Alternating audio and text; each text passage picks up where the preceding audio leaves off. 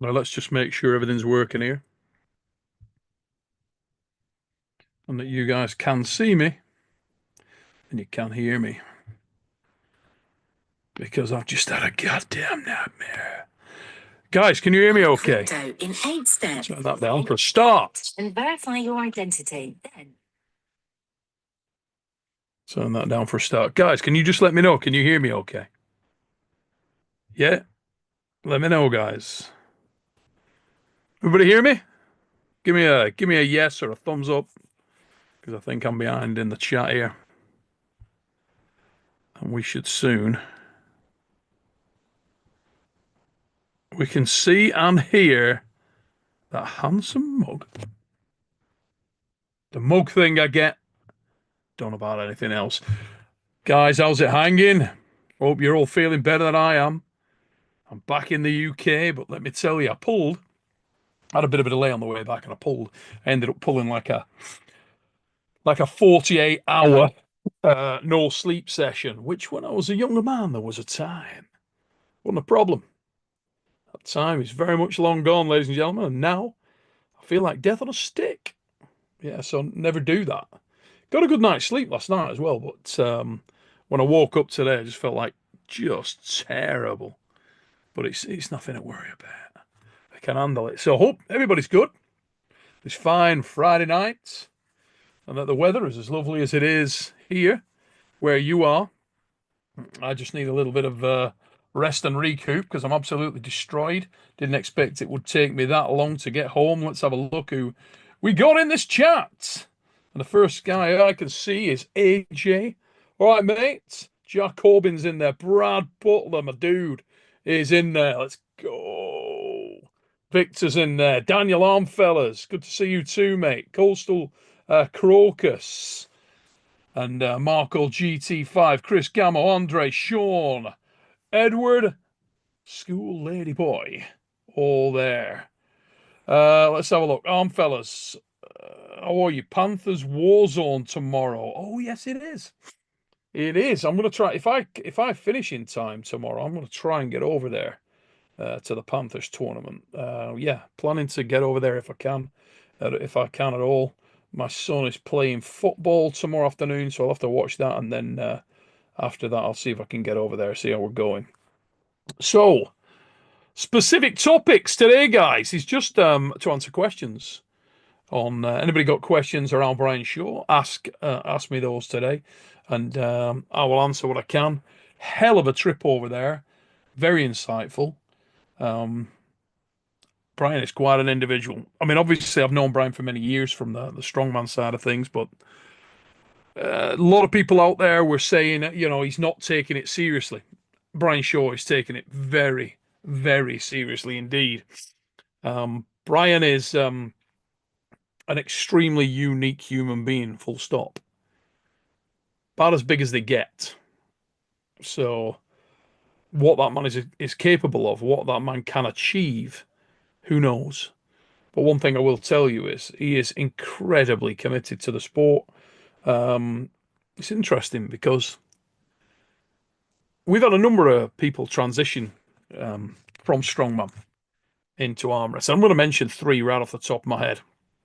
So the first one would be Rob Frampton. All these guys featured in the Titan House. Rob Frampton was the first one to sort of officially transition across. And Bobby Framps is obsessed with arm wrestling.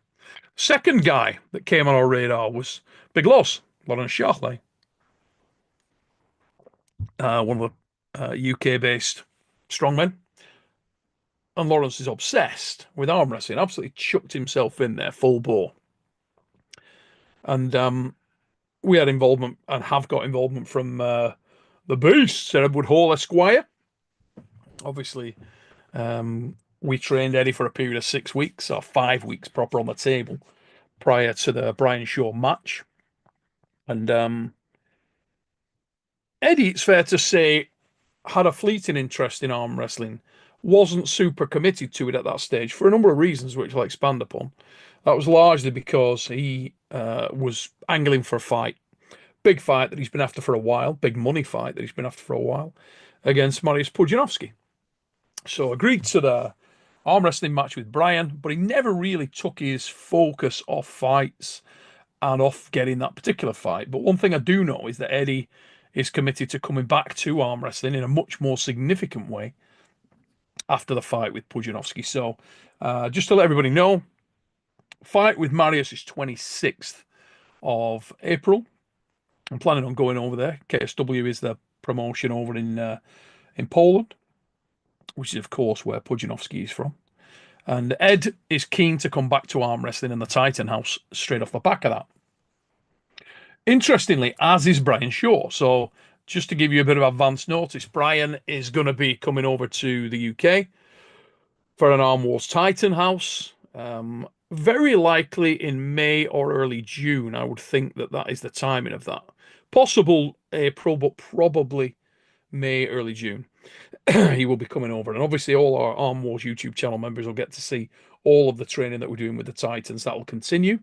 To let you know, if you're one of the Arm Wars YouTube channel members, we got the second release from the Titan House group event coming out tomorrow.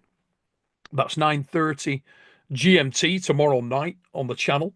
And available right now is the first element of the Brian Shaw training also. You can see that if you remember, if you are one of the Arm Wars YouTube channel members, go over there as well as the dark card. When you sign up for the Arm Wars Super Series channel, you don't just get the events that were released. There's an enormous amount of exclusive stuff that comes through, as our members will know.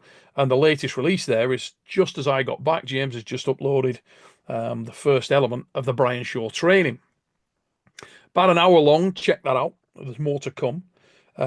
And another thing to keep you all updated on is that Brian, off the back of what we've done there over in Colorado, has decided to go to Arlington, where I will be working with him again. So Brian's going to go out to Arlington. Just come out there to watch the event. But Brian Shaw will be there, and I will be working further with Brian whilst he's there. So on the days before the event, we'll grab a couple of hours and do a little bit more. So that should underline just how serious Brian Shaw is. So the idea there is we're going to be taking and doing as much as we possibly can with Brian in the time we've got available. My understanding from Brian is that he would like to arm wrestle again competitively at his own event. He wants to pull at his own show, which is the Strongest Man on Earth show, Strongman show, and that's taking place in August this year. As yet, opponent undecided. I've got a few ideas on who I'd like to see Brian go against. It could be another transition strongman. It could be an established arm wrestler. By the time I left, I would say that Brian had improved significantly. Of course, I'm going to say that, but I genuinely believe you'll see it as well. Very, very interesting approach from Brian in terms of how he wants to structure his career. I entirely agree with it. So to proceed a little bit like a fighter, I think it's a really good call as well, I've got to say, guys. Because think about yourselves and your own careers in the sport of arm wrestling or any other sport that you've undertaken, okay? When you come in there, you would initially start as a novice ordinarily. You'd come in, you'd start as a novice, and you would go to, or I would also advise you go to a club, an established club, and you would train with that club for a significant period of time until you feel like you've got stuff dialed in. And then you may start to enter novice tournaments and, fly under the radar for a while and just try and get your level into that ascendancy. Very difficult to do that when you're one of the world's most famous strength athletes. Brian Shaw, obviously 4 times a world's strongest man. Not to mention the success he's had in other environments. Arnold Classic champion many times, and a myriad of other major strongman titles around the world, including Strongest Man on Earth. He draws attention wherever he goes, whatever he does, not just because of his scale and his magnitude, his size. He draws attention because he's physically exceptional. And it's funny that I've had a lot of messages as well from all you guys saying, have I seen the Q&A that Brian released? I haven't seen the one that he's uploaded, no, but I do. And I am obviously fully aware of it because I'm assuming it's the one that I'm in with him. And if it isn't, I look a twat now, but I believe it'll be that one. It's probably about about a 40-minute long thing we did while I was over there in the gym. And a lot of people have been saying, have I seen the comments and what did I think of the comments? And I know that that went out there because I helped to share it. They pinged the Brian and James, who is the production director of all Brian's stuff, tagged me in on that when it was released, and I think they put a bit of a baity title on there, something like "Is Neil a better coach than Devon Larratt?" And I'm pretty sure that I'll have been getting murdered in the comments from people saying "not even close" and all like that. But look, it is what it is. And let me just go on record straight off the bat as saying Devon Larratt is a magnificent arm wrestler. He's a great coach. Game knows he knows the game inside out. So the game knows him and he knows the game. It's as simple as that. Devon can arm wrestle anywhere. Can do anything at an arm wrestling table. If you watch his matches when he first started with ourselves, he started his super match career in Arm Wars, which I'm very proud of.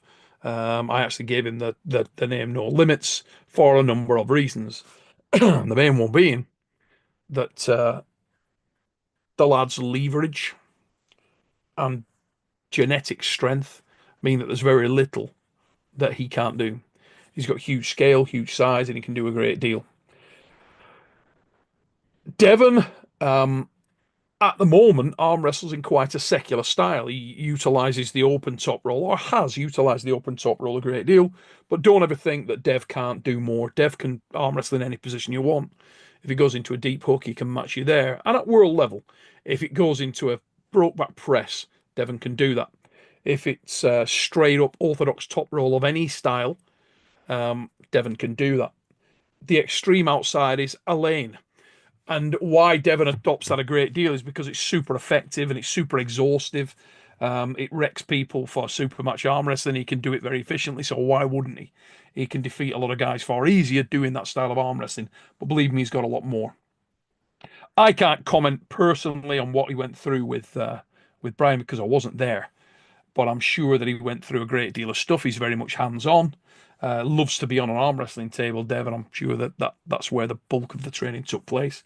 I had a little different approach from what I'd seen with Brian prior to going out there, and it's no surprise to you guys because look, we structured the whole Eddie Hall match approach around this. I felt like Brian wasn't moving well, so what we really did is look to pull together an approach where it was based on being a better arm wrestler than Brian at that time. And that was largely based around my feelings that he wasn't able to move and hadn't been shown how to move in all areas of the table. Strength and size, and we'll talk about size, we'll talk about scale, are a blessing and a curse. Okay, if you're above the height that the table is designed for, which is about 6 foot, you're going to start to experience some restrictions there in terms of the movement dynamic. If you are really big, as Brian is, both in terms of his height and also his mass, it is restrictive. Brian's 6'8", right now, probably weighing 185 kilos thereabouts, I would think. That is a very big man. Doesn't move particularly well when you come into the sport.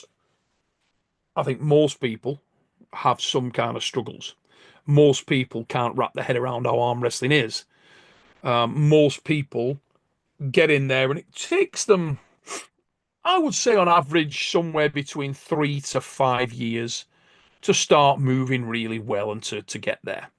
Now, with Brian, I think he's been arm wrestling about a year, there or thereabouts. And it's not been a super committed year, let's be honest here. He's had an enormous amount of distractions. He's running the strongest man on earth. He was still competing actively as strongman up to like 2023. And he's everywhere and anywhere. He's running a multi-million pound or dollar business, which takes various forms, merchandise, supplements, all kinds of stuff. So the lad is extremely busy, as I witnessed firsthand. Plus, he's got his family there. The thing that makes Brian Shaw is being a monster, being super strong. And he's not going to let that go. That's what underpins the man. So he is still training for general strength very hard, and he is still generally extraordinarily strong. So within all that sort of chaos, Brian is then going to get his head up and he's got to try and look at improving himself for the sport of arm wrestling. And when we went out there, or when I went out there, the main thing was to break down Brian's training into very clear, measurable segments. So this is always my approach with anyone, whether it's someone like Brian Shaw or whether it's a brand new arm wrestler from anywhere. Break down the training and break down the way you're going to approach the sport into very clear segments. The first segment is like the foundation of a house. So you would work on general understanding of movement and body dynamic as an arm wrestler. It's got a number of functions. The first one being generally safety. You're looking for an arm wrestler or a new guy coming in there to move well and to move in the correct manner. So you want to eliminate sideways motion and introduce a lot more fluidity and a lot more back pressure. And that's what we went for with Brian. So the first thing that I started to introduce with him, as I would with anyone, is to get the general outline of the figure of eight. Now, if you want to understand what that is, I haven't got time to go into it on super detail here, but basically it is a complete pad to pad movement dynamic, which is allowing the arm wrestler to move from losing side touch bad to winning side touch bad in all spectrums. And by that, I mean maximum retreat to the back, maximum extension on the front foot. And being able to do that is the vital underpinning of any arm wrestler. The guys that are the best arm wrestlers in the world are able to move through a wider or broader range of motion better than other arm wrestlers. And what I'm trying to do with Eddie, with Brian, with any of the guys in the Titan House is to establish that. We're looking to get them moving really, really well. So a lot of our time over there, guys, was spent working on the body dynamics, working on the movement dynamism, working on that a great deal. And let me tell you, the improvement from the first time I got on the table with Brian, which was Friday, through to Tuesday morning when I left, by which time he was pretty bust up, let me tell you, was to do that, was to work a great deal of eights, work that a lot, both with myself, with members of his team, with guys that travelled in from elsewhere. So Luke Pulcher travelled in from elsewhere, for example. The core members of his team out there were there on Sunday. And or in the case of Saray Brown, he was there Sunday. He was there Sunday. He was there Tuesday. And Saray's attitude was amazing. He was, I mean, you can't ask any more of the lad. Saray showed up, tried to mirror everything we were doing with Brian. Absolutely threw himself in there. On the Tuesday, I put the guys through an enormous amount of small joint work. A great deal of brush your teeth. Anybody who's a YouTube channel member of Arm Wars will know what I mean by that. But the brush your teeth is fundamental in terms of trying to strengthen up small muscle groups and to fast track that. Just to be very clear, arm wrestling, for anybody who doesn't arm wrestling revolves around tendon, ligament, small joint movement at a far more extreme level than any other sport. People talk about conditioning for arm wrestling a lot, and it's a thing. Conditioning for arm wrestling takes time. It takes time to adapt. It takes time to build it up, and that's because there's no other area where you're going to utilize the same kind of movements, the same type of movement dynamic that you see in arm wrestling, and particularly under significant duress or load, and learn to move in a fluid fashion through that kind of dynamic. What we do with the brush your teeth is to fast track that. It works those areas at an extraordinary level of intensity. And I found over many years that you can fast track the arm wrestling conditioning by doing this set of brush your teeth exercises, which are pretty encompassing. And I went through a lot of that with Brian as well, and we're still going to develop that. So the outline of the training for the first 4 days, and I was there for 4 days, of which sort of 3 were really going into the table work a lot, was around those two elements: eights, picking up eights, the movement, the general movement dynamic, and a lot of brush your teeth. And Brian flung himself into that at a crazy level of intensity, with a crazy degree of openness. Um, Lad did an exceptional job, and I'm very, very proud of him. And excited to be working with Brian. He's a lovely lad, as you all know if you'll watch his channel. He's a great guy, very open, very, very interested in learning the sport. Very, there's no airs and graces with him. You know, he's extremely coachable. Something he has in common with Eddie Hall.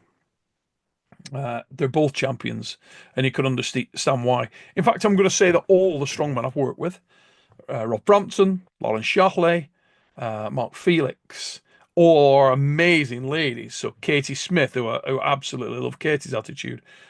Rebecca Roberts, another absolute big sweetheart. Rebecca, she'll chuck herself into anything. Laura Baxter is one of my standout favourites. Love Laura, our Scottish queen. She's immensely aggressive, immensely strong. I'm a massive fan of Baxter. I think Laura's going to be a freaking weapon. And three-time world's strongest woman, Donna Moore. She's a beast also. So across all of them, every single one of these individuals has flung themselves into the training. None of them have any airs and graces. None of them are feel like they're above starting from scratch. And it's been exceptional to watch, and these guys are exceptional to work with. And we know we've got more of these guys on the docket. We've talked about the Jim Reaper, Josh Baker coming into the next one. Magnus Samuelsson is talking about coming back into the sport. Not to mention Oberst and more, you know, and others. So I'd love to work with Kirill Saryachev at some point as well, who's another giant. All of them are super open to the rip it up and start again approach, and all of them have done just that. So it's an exceptional time for arm wrestling, and the Titan House thing, the whole Titan House thing's been incredible. If you're just joining, remember the Brian Shaw training is already starting to go up for our YouTube channel members. So if you want to, if you're starting, okay, and you want to sort of follow what we are doing with the Titans, if you're a YouTube channel member, you will see that in detail. We're going to be putting up the stuff from my visit over to Denver. It was actually Brighton, Colorado. We're going to be putting up the stuff from the Titan House. Second part of that goes up this Saturday. And we go again in Arlington with Brian. So constant stuff coming through that if you want to follow on to, you want to jump into, then do that. Hey, Ryan Ballinger, how you doing, mate? Yeah, Ryan Ballinger's in the chat at the moment. He's put, what's up, Neil? Hope you're doing well. Yeah, mate. Are you going to be in Arlington, Ryan? Might see you if you're over there, mate. That's Ryan the Bull Bellinger. He's a beast, absolute weapon. Had a match with Rolly Ray when we were over at North American Vengeance in Florida. Hopefully, Arlington's a little cooler than that. Bloody hell, it was hot out there. Let's get into the chat and see if I can see any of your questions. Fire them in there, guys, and I'll look what we can come up with. So CBLA, Neil, you're giving the most political live yet. Can and will Brian succeed? What's your opinion? If he will be competitive arm wrestler at the world level, or what timeline do you see? Okay, how's this for non-political, mate? Absolutely he will. The man is incredibly strong and he's starting to move really well. There was a missing aspect. He hadn't been moving well. I've already started to correct that, and it has made a massive difference. And I believe that very soon he will start smashing people to pieces. How's that go? Happy with that one? So, Brian is a genuine freak of nature. The guy is not your average run-of-the-mill lad. He's not your average run-of-the-mill lad in his head, and that's what matters most. Never underestimate that. He's not in the way that he approaches things, and this is just to expand on CBLA's point. Anybody out there who thinks that Brian is incapable of getting to the top level, I completely and utterly disagree. If Brian decides to focus on something, I think he will do it 100%. And everything he showed me this weekend suggested that to be the case. Connor Zacotti, just come into the chat. How you doing, brother? Hope you're well. I went out to Denver, Colorado with a very open mind. I'd never worked with Brian in arm wrestling. I pulled him a little bit, actually, when he came over to Europe's Strongest Man. But again, yeah, was that? I want to say like probably 2015-ish, thereabouts. Mucked about with Brian a little bit, but he wasn't really interested in arm wrestling then. The lad is super interested now. I had to tone him down. He was looking to watch arm wrestling, which we did. We went through and analysed matches. I did match breakdowns with himself there. Luke Pulsher was there. We ran through matches and I broke down the sort of elements of the matches so that he could get a better understanding. But the biggest focus was on that movement. And the brush your teeth is super effective. The eights are super effective, but they're not fun necessarily. They're not things that are, you don't get in there and think, oh, awesome, and just love doing them. It's really brutal. Um, Victor, it was not 2019 Wembley, brother. It was way before that, and it was at Leeds. He came over to watch Europe's Strongest Man. I know that it was definitely Leeds because we'd just come back from an Indian, which I know very well, which is under the bridge there at Leeds. Um, we walked back to the hotel. I was sat there with Vitautas Lalas, Terry Hollands, and Brian, and we did a great deal. So that was the time I pulled him a little bit, and it was actually on a reception top. And I want to say it was 2015 or 16. It was around the time ish of the 500 there or thereabouts. Um, and that was the time when I did a little bit with him, brother.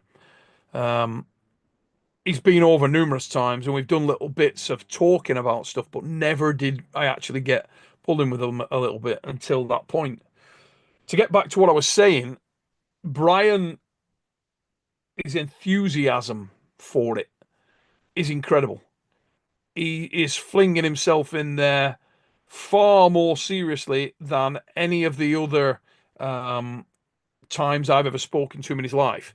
He's always had that. Oh, I've got an outline interest in arm wrestling. Now it isn't an outline; it's a focus, an absolutely direct focus.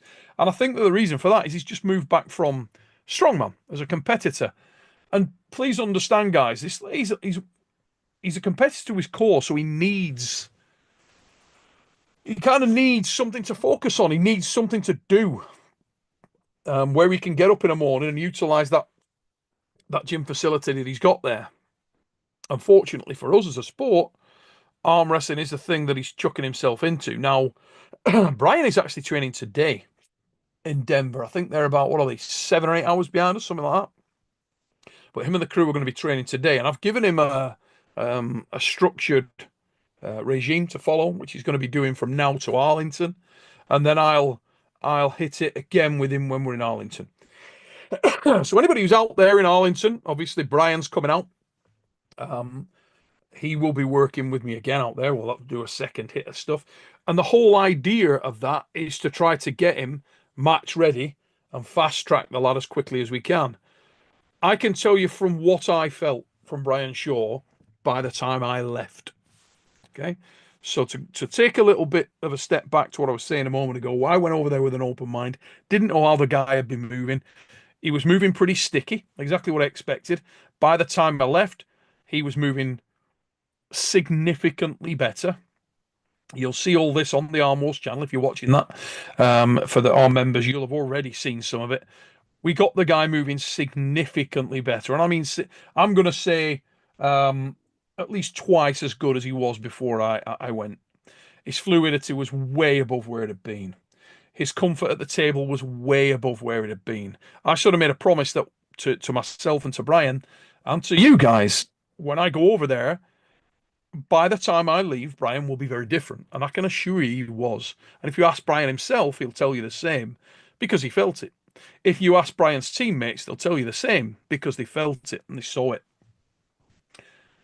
By the time I left, I think that a fresh Brian Shaw would be very problematic for any mid-range super heavyweight right now, today. You get him on with mid-range super heavies now and people who aren't really technically astute, he is going to give you significant trouble when he hits his lane.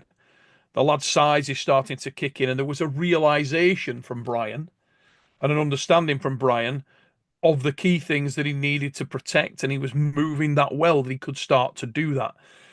And he is the type of individual and has the type of scale that could allow him to progress very, very quickly. Now, there lies the poison chalice. And we've seen this happen for other guys, particularly giants. What happens is the guy does fast track. They get a little bit of experience and then they go and they take a big jump forward, okay? Huge jump forward in ability. And they get really competitive and they start knocking guys over. And at that point, there's a problem because a couple of things happen. Number one, they haven't got a lot of people they can train with anymore. And of the people that they can train with, because everybody or the majority of people in the sport are a bit alpha and want to do well themselves, they close down a little bit in terms of giving these guys as much knowledge as they can. One of the benefits that I've got is I haven't got a dog in the fight. I'm never going to pull a super heavyweight, and I'm retired from arm wrestling right now. I am holding nothing back from what I'm showing, Brian. The frustrating thing for me is that I'm far more effective teaching people when they get into a more advanced level. I enjoy that more, and I'm obviously a lot of my training style from people who know me will tell you is very unique. I don't know whether we'll ever get to the dark arts stuff with Brian. If we do, other people better bring the frigging rosary beads. That's all I'm going to say. But right now, it's not about dark arts. It's about supernatural orthodox arm wrestling system. That's what I'm teaching him, which revolves around movement. I was always the boxer, not the puncher. Brian's an extraordinarily strong man. His strength will become evident. It will become evident. But right now, my plan is to teach Brian Shaw, despite his massive size and despite his physical capabilities, to arm wrestle weak. He'll always have that nuclear threat. He'll always have that ability to put the top end strength in there when he gets more experience. But right now, it is a nuclear threat. It's like kind of like the Cold War. Okay, the threat's there, but hopefully it never comes to fruition. Brian Cold War Shaw. That's what we're looking at. Okay, he's not going to be using the top end power at its maximum extent. He's going to be able to move, and then in a couple of years, he'll uncoil it. And when he does, when he uncorks that and it goes crazy, yeah, get ready. Can Brian Shaw get to the level where he's at the top of the world? Yes, he can. I think Devon said that when he trained with Brian. I would endorse it entirely as well. Brian has all of the requirements to do that. He's got levers. He's got incredible strength in a lot of areas. And let me tell you, he really does have. And I'm not talking about just gym strength. I'm talking about arm wrestling strength. I've felt a lot of arm wrestlers. I know what a strong arm wrestler feel likes. Trust me, he's strong as. Trust me, really strong, crazy strong. And within a few days, he went from a 30 to a 50. In a while, he'll move to an 80. And when he gets up to his 100, you'll be a terrifying guy to arm wrestle against. And also, as that confidence increases, he'll start to be able to move more fluidly, more quickly. We'll start to experiment with things that he does. We'll make him more elusive, more aggressive. There's a misconception out there that Brian is not aggressive, that Brian's not an aggressive guy. Brian's got plenty of aggression. He's got plenty of competitive nature in his own mind. Let me tell you right now, no doubt about that whatsoever. Brian Shaw is not lacking aggression. If you've seen Brian compete at the World's Strongest Man when he's pissed off about something, get out of the way. He'll make his feelings very known, and arm wrestling will be no different. If you meet him head on, he's happy to get in there. Victor, Neil, you gripped up Kerril and now Brian. How far apart are they? So Kerril is more advanced at this stage. Saryachev has been pulling a lot longer, and he's moving with more confidence. In terms of the top end strength that both have, I would think very, very similar level. The application is slightly cleaner from Kirill. I think Brian will catch that up very quickly. No, I really do. I think in a few months, sort of 6 months on from now, 6 to 9 months, I think that Brian will be right there with Kirill Saryachev. I don't have any doubts in that. In fact, as I say, I was very impressed by how quickly Brian moved through stuff while I was there, and I was there for a few days. I know that we've already got locked in a couple more sessions with Brian. I'm going to be in Arlington. He's now coming to Arlington so that he can work with me for a couple of days there. He is then coming over here to the UK to come into the second Arm Wars Titan house. He's going to be Eddie Hall will be in that as well, so that'll be interesting for all our Arm Wars YouTube channel members. You'll get to see that up close and personal. So it will be Brian and Eddie and a host of other beasts in there. Remember, for the Titan House 2, which is coming up. Keep your eyes on the channel. We'll tell you exactly when, but it won't be long. Next couple of months. And that is going to be very, very interesting indeed, because I'll tell you why it's interesting, because Eddie was slightly in front of Brian in terms of what he knew, what he'd internalized, and his movement at the table. By the time we get to the second Titan house, I would think Brian it'll be the other way. Brian will probably be slightly in front of Eddie, or they'll be very similar level, and then we can take them that next step as well. You never know. Kirill Saratyev might be in that event also, so keep your eyes peeled. It's something we've discussed. We're going to have a dark card on at the same time, likely as well, so we'll be able to see what's going on there. The guys will be able to meet some of the athletes that I want to work with Brian. It's interesting because as we go through this whole process, I want to expose Brian to other styles. I want to expose him to other people that are doing that. Oh, here we go. John Wilkinson question, Neil. Now that the match is over, can you tell us why Brad Grumley thought what he thought he saw in Baccio that made him chase the match so much? Did he tell you off camera, mate? He didn't. No. Brad, while we're over there, said he was very interested in starting to learn the dark arts stuff. But I said to him at that time, well, let's not do it now, mate. I'll start to go down that route now because it takes a long time to get involved with that and to master it a little bit. Stick to what you're doing now. I did advise him a couple of things to do in the very last round of their match.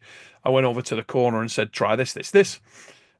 He implemented that loosely, and he got a little bit better result off it. But look, that's not Brad's failing. Baccio is a beast, but he didn't talk to me about what he'd seen in Baccio, mate, or what he was planning. Let's have a look. Unbreakable, thank you for your note there. He's put, is it true they call you the fat lad? That is absolutely true. They call me the fat lad. Yeah. Started with the guys who train with me here in the freak shop. And the reason is because I am, in fact, a fat lad. So, let's have a look if we got anything else in there.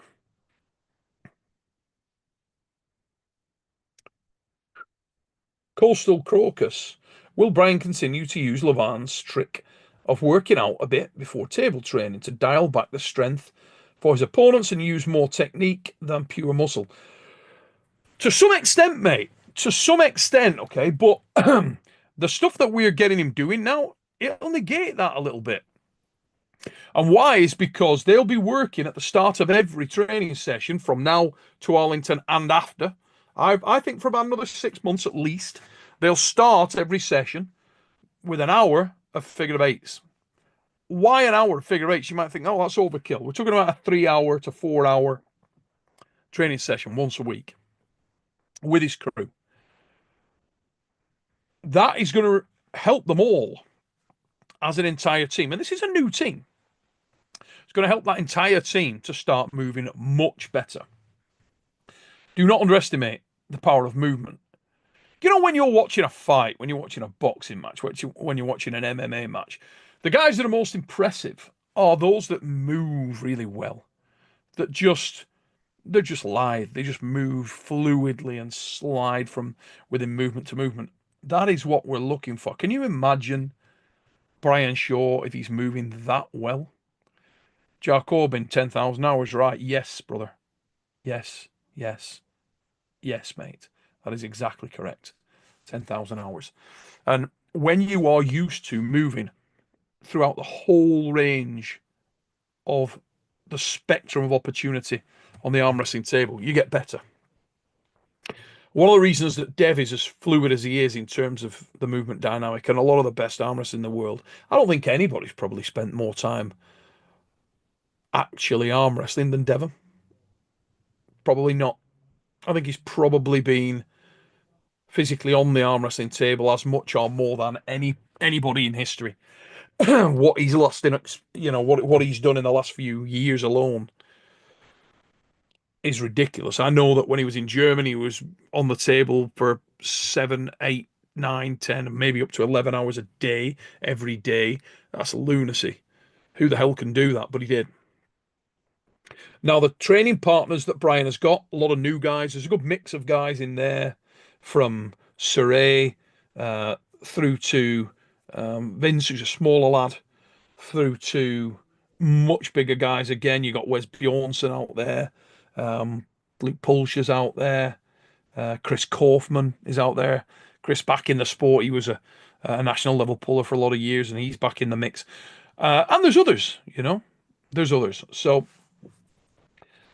none of those guys are going to lose anything by doing a lot of eights, by getting that movement back in, by doing a lot of brush your teeth. It's going to benefit them enormously. But for Brian, who the focus of this thing is, for Brian specifically, we want to encourage an enormous amount of movement into his arm wrestling diet going forward, guys. Okay.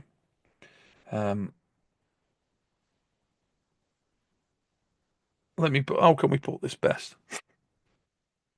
It's not a case of working on your weakness.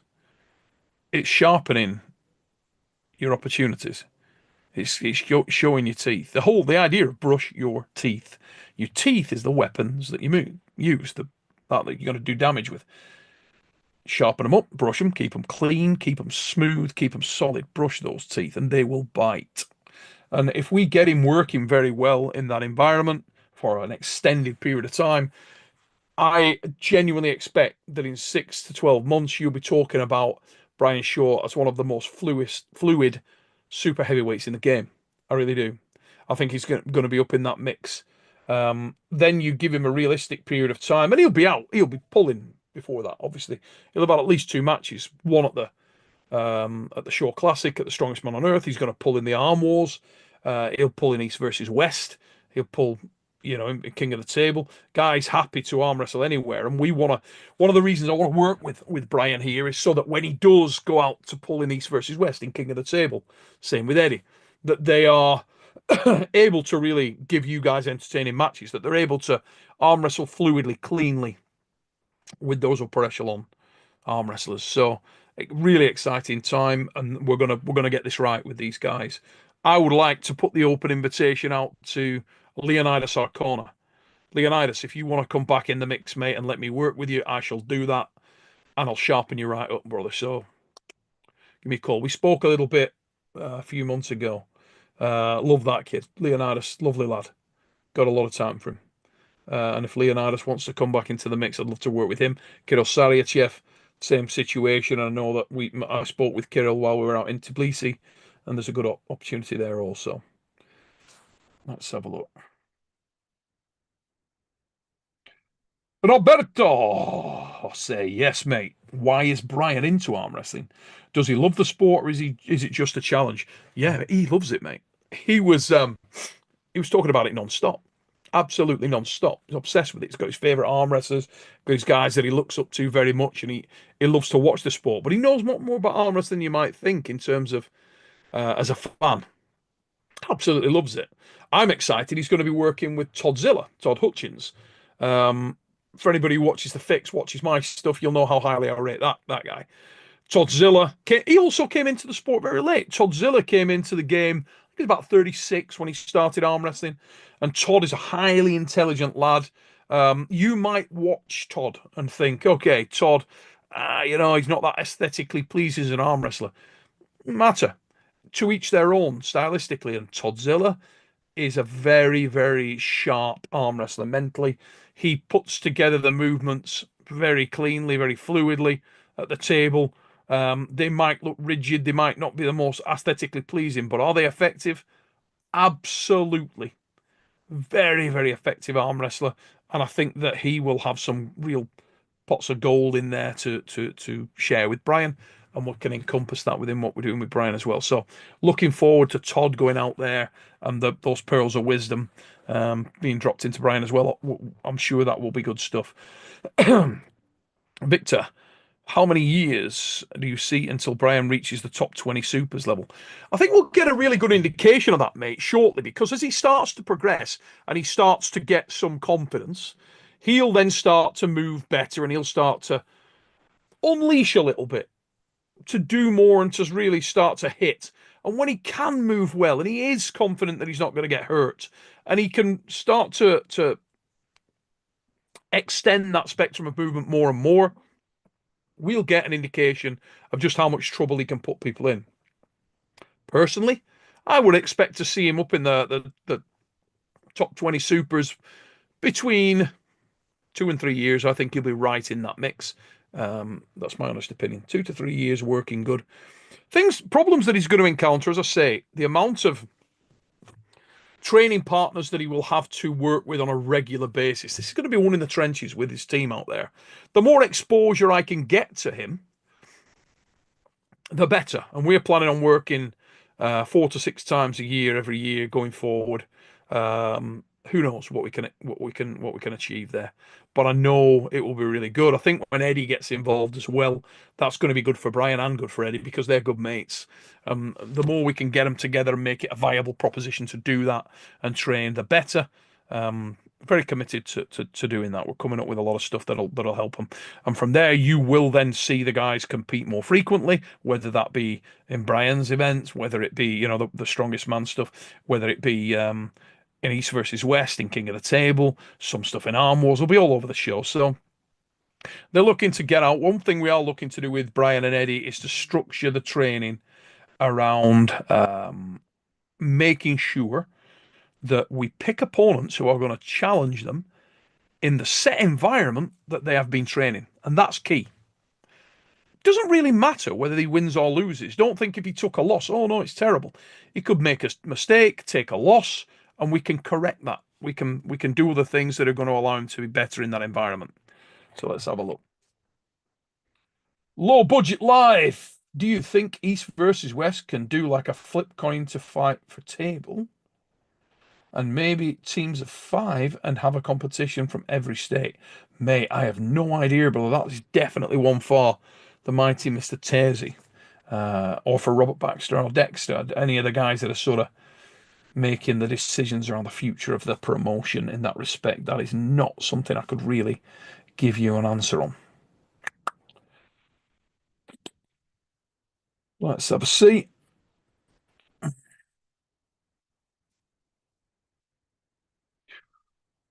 Jack Corbin's just put in there 1 hour per day for 27 years, 10,000 hours. Mate, he'll do a lot more than any 1 hour a day. One of the things that is really interesting from Brian is that when he goes into this, he'll go in it full time. A lot of people, and here's an angle a lot of people aren't talking about, okay, that I've thought about a great deal.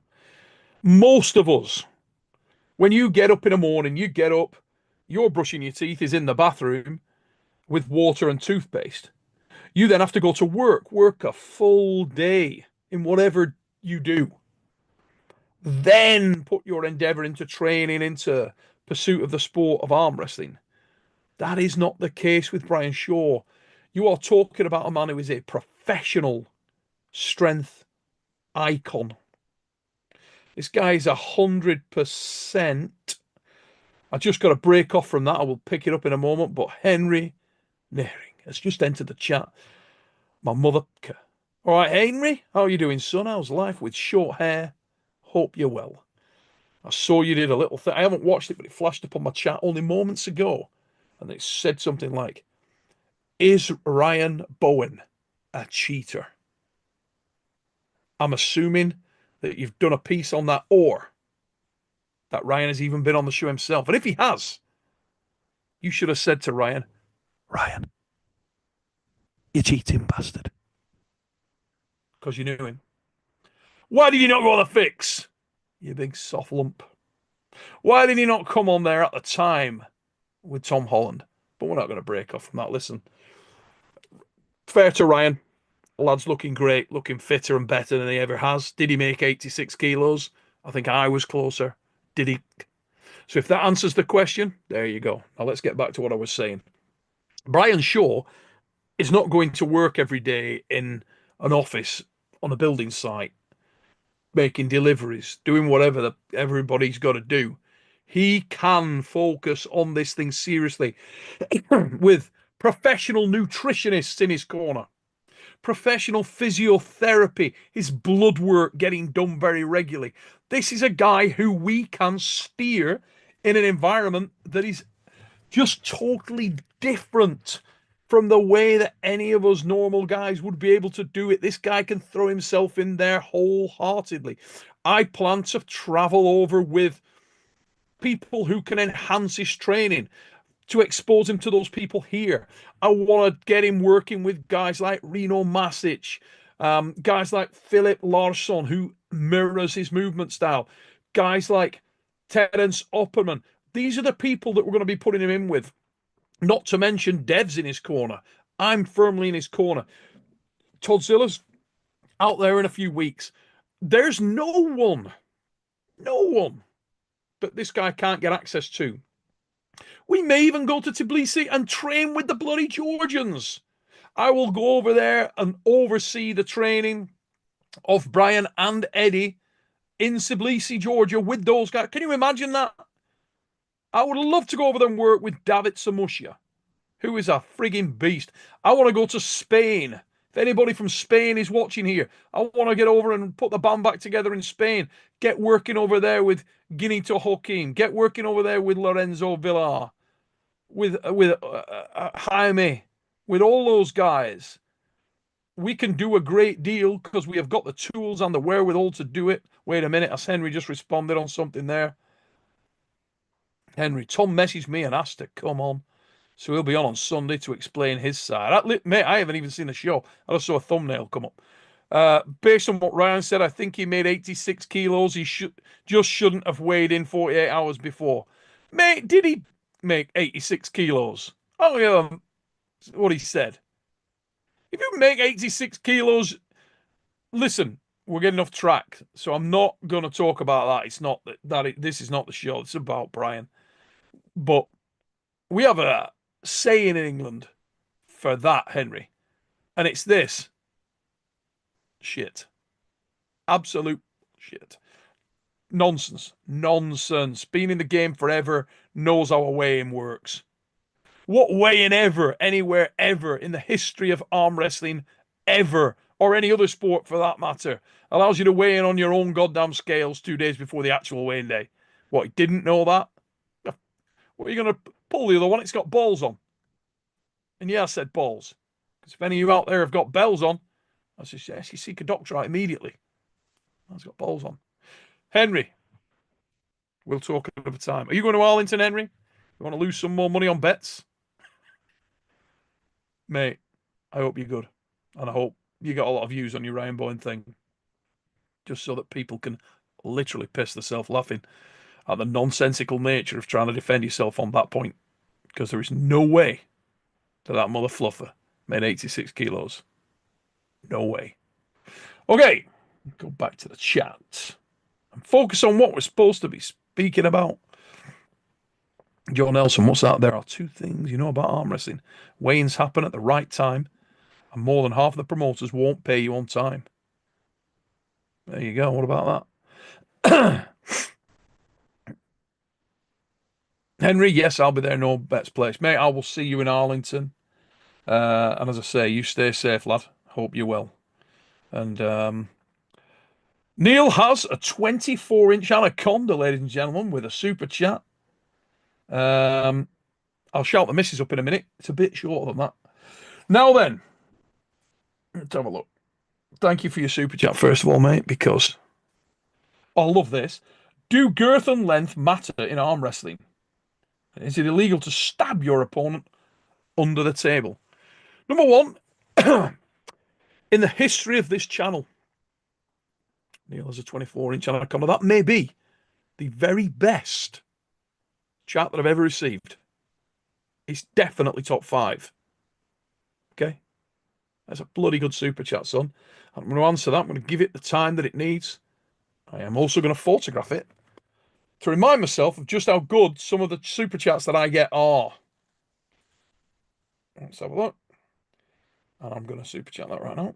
I'm going to photograph that super chat right now, I should say. It is photographed, and that'll be going out on the channel later on. So, girth and length absolutely matter. In and outside of arm wrestling. Is it legal to stab your opponent under the table? It is absolutely illegal to do that. But on the girth and length thing, believe me, that is one of the issues that you're going to experience with Brian, with Devon. Brian's hand, wrist, forearm are super big, super thick, girthy and long. The guy is way above you when you set it up. Now, he's not going to feel like that to most of the true giants. He won't feel inaccessibly long to someone like Vitali. He will feel long to Levan. He will feel huge to my friend, Hermes Gasparini. I'm not saying that he can beat these guys. Can he beat these guys? They're way above him right now. However, does he have the ability to get there? Absolutely 100% yes. And you will see. It's not a problem. Everybody going to see that. Let's have a look. Yes, Joe, I have taken a picture of Neil as a 24-inch Anaconda super chat, and it will be going out on our community tab. So it's noted for now and ever as one of the greatest super chats ever received on the Supernatural Strength channel. And we've had some bangers. We've also had some great comments. Remember, put your comments in tonight. If you disagree with anything I've said, put it in there. I promise you I will go over at some point. It's just I'm not able to do it at the moment. But at some point I will go over oh, Martin, no, I do not. I don't, mate. In fact, that's literally the point I'm about to make. I do not watch a lot of the stuff that's on social media. I see it. Don't get a chance to watch as much as I'd like. I try to. I watch a shit ton of actual arm wrestling, not so much of the shows. And I know I have not seen the comments on the. And I was saying at the start of this, people have been messaging me that with that exact question for a long period of time, and I have not seen the comments under the Devon Q&A. But from the fact that everybody's sending me that, I'm assuming that I get murdered, which is whatever, you know. If you ask me, am I a better coach than Devon Larratt? I would say I don't know for whom.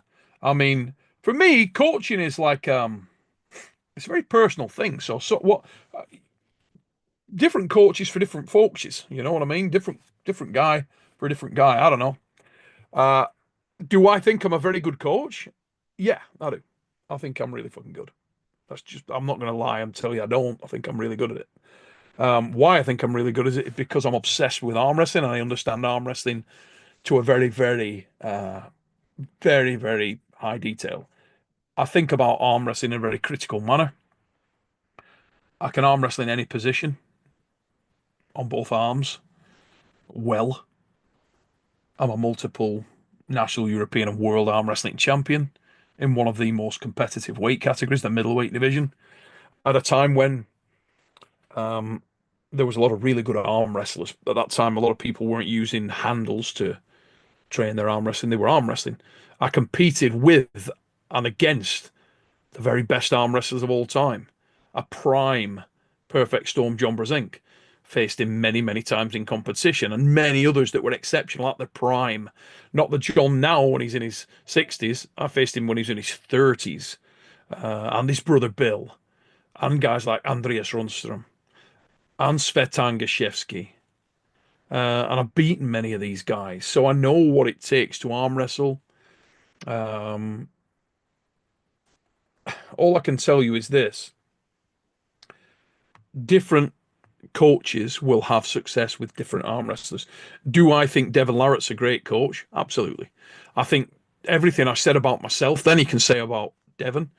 Devon is a very, very competitive lad who understands this sport at an extraordinary level.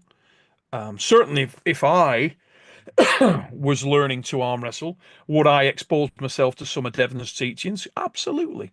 Would Devon expose himself to some of mine? I'm pretty sure he would. You'd have to ask Devon. But I know that Devon and myself speak about his matches a great deal and everybody else's matches and what we feel they should do and how they feel those matches should be approached and who we think will win here and who will do what.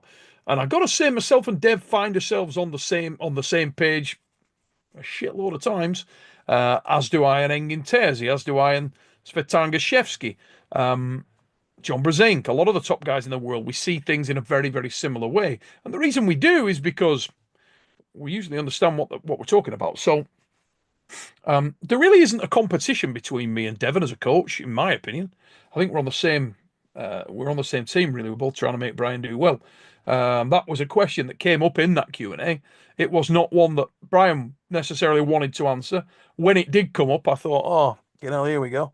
I did kind of feel like I'll get murdered probably because Devon's a very popular lad and he should be. He's a bloody good bloke. I consider him one of my closest friends. So anybody that supports Dev, yeah, I do. I think the lad's awesome. And is he a good coach? He's an excellent coach. Am I a better coach? I don't know. That's for other people to say. I think I'm a good coach. I'm a different coach. I do it different ways. Do it my way. If you like my way, you're gonna like it. If you like Dev's way, you're gonna like that. I think you probably gain some benefit from both of us, and hopefully Brian does. Lagia there, Gashevsky is painfully underrated. Yeah, mate. Svetan might be the very best. I think he's exceptional. You're looking at a guy who didn't have exceptional leverage, pretty small levers actually, but he's mega. Can use them very well. Phenomenal arm wrestler, and I learned a huge amount from watching him, from arm wrestling with him, losing and winning against Svetan. He's immense. Tom Frick, thanks for your super chat, mate. What do you think about the new table they're using in Canada? And their setup is a lot faster. What are your thoughts, mate? I haven't really got any because I've never arm wrestled on it. When I go to Canada, will I arm wrestle on it? Absolutely. Always keep an open mind, right? Do I think that the arm wrestling table needs to be changed? Is it broken? I don't, mate. No, I think arm wrestling's fine. There isn't an enormous amount of changes needed in that respect. Arm wrestling's doing pretty good. Table's pretty good. Sometimes you can overthink things, and I think sometimes people do. Let's have a look. Call one. Thank you for your super chat, mates. But a 50-inch table height side pressure machine and 3-part 10-inch riser needs a new home. Can it find a gym club to adopt it in Arlington? 24-inch wheel. Right, 50-inch table height, so significantly bigger table than any I've seen. I have no idea is the answer to that, mate, but I don't know. Nathan's in there. Nathan, mate, I need to speak to you. I might even call you when I come off here. I was going to see if you can help me. As I've said already on here, mate, Brian Shaw has messaged me to say that he is coming to Arlington to train over there. I'm going to work with him a little bit more. He's coming specifically for that purpose. Therefore, I need to get a table if I can prior to the event. He can train in my room. I'll just take him in the room and do some there so we're out of the way. But Nathan, if you can assist me with that, mate, that would be amazing. Just a standard Mazarenko table would be great. If there's anyone can help me with that. But Nathan's my guy. And James Statham is probably coming as well. His dad is a little better. So James may be coming as well. But yeah, on the 50-inch table height side pressure machine thing, mate, I don't know on that one. But I put it out there so a lot of people have heard that and may be able to assist you with it. Let me look at what else we got. Andrew Wood makes some of the best tables out there. Really, mate. The original Mark 1 Mazarenkos were an amazing table. Music guy, Neil, who is better and more knowledgeable about arm wrestling, you or Aussie? As in Jake Ward? That would be me, mate. I'm more experienced than Jake as an arm wrestler.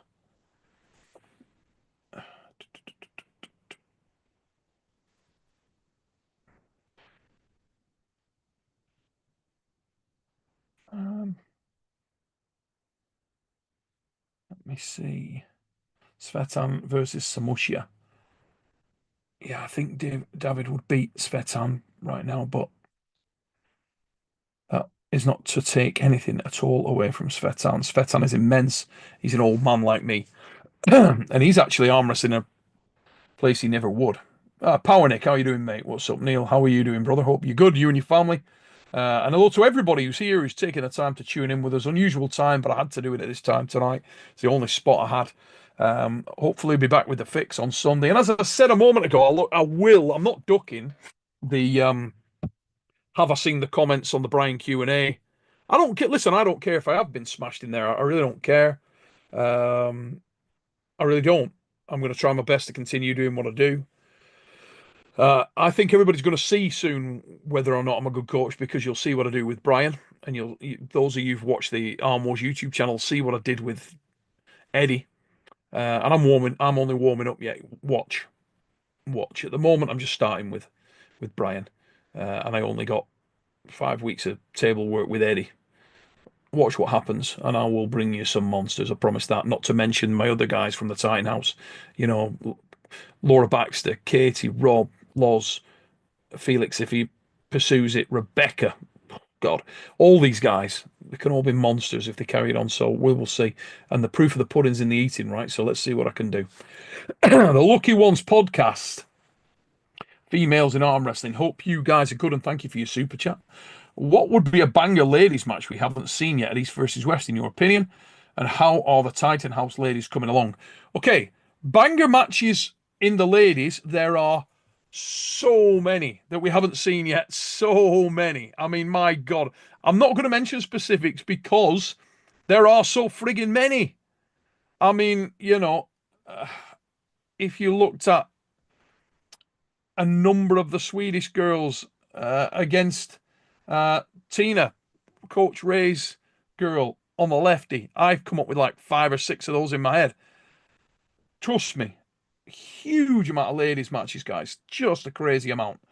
The ladies don't have a draw like the men do right now, but hopefully that starts to catch up a little bit in the future, and it will. If you were to look at Sarah against Fioresic or against Marlin, both options that are great. I mean, I've been trying to get the Sarah and Marlin match at Arm Wars for ages. Sarah and Marlin, if you want that match, we can put it together. We've been looking at that for a long period of time. To answer the second part of that, how are the Titan House ladies coming along? They are coming along tremendously well. In the time we worked with them, I already saw that should those girls commit, the ladies' arm wrestling game will change. I promise you that. Someone like Rebecca Roberts, I'm working with Rebecca again. She's just back from the Arnolds, and we'll start to work with Rebecca again shortly. She'll be in the second Titan House. Laura Baxter. Katie Smith is going at it like a balloon. Katie Smith and Rob Frampton are underrated. Katie Smith and Rob Frampton are committed so much to this game, and they will be absolute weapons. In terms of the matches coming forward in East versus West, don't worry about Engin. He has an enormous amount of knowledge on the girls, and I know he'll come up with some mega matches. Lad's been matching up bangers since the conception, since this thing came about. So don't worry about it. Since that concept of East versus West rocked up, I haven't seen many bad matches, and I'm sure he'll deliver some more. Lucky Ones podcast, thank you again for your super chat. Hope you guys are great.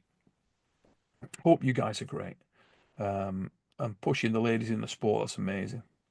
Because there are some absolute crackers out there. There really are.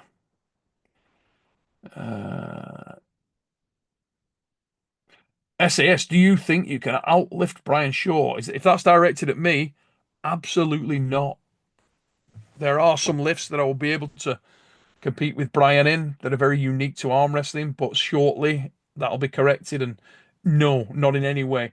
He is a genuine titan. This guy, the only thing that is stopping Brian, that is stopping Eddie, is the fact that he doesn't know what he's doing yet. But I'm working on it, guys. And believe me, I will change Brian Shaw. If you're in any doubt of that, then game on. Let's see. I wouldn't have put my name to this thing. I wouldn't put my name to any of these guys if I didn't think I could make them stone cold killers. I've trained world champions before. I've trained many national champions, many world champions. I've worked with guys and they have had success.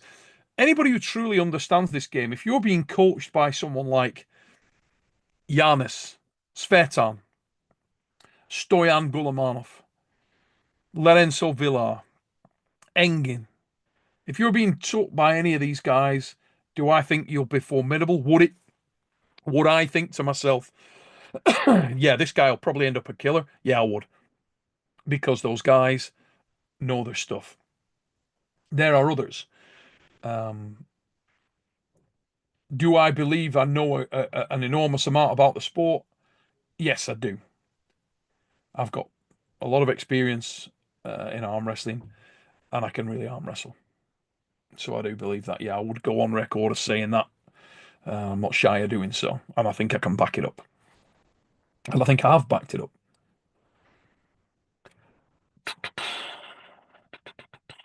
Let's have a look. And thank you again for everybody taking the time out to check in here. The PM message there about Australia. Yeah, yeah. I would, mate. Listen, if it was viable for me to come over to Australia and train guys, absolutely, I would come over there. Absolutely, I'd love to work with the Aussies. There's some great Australian arm wrestlers. There's some great appetite in Australia, and you guys are trying to push ahead. So, yeah, a lot of those countries, but Australia, yeah, there's some fabulous pullers over there. There's some fabulous arm wrestlers in America. Oh, we're getting a few on the PM now. On the members line. What's that? Neil, would you do seminars in USA? Yes, is the answer to that.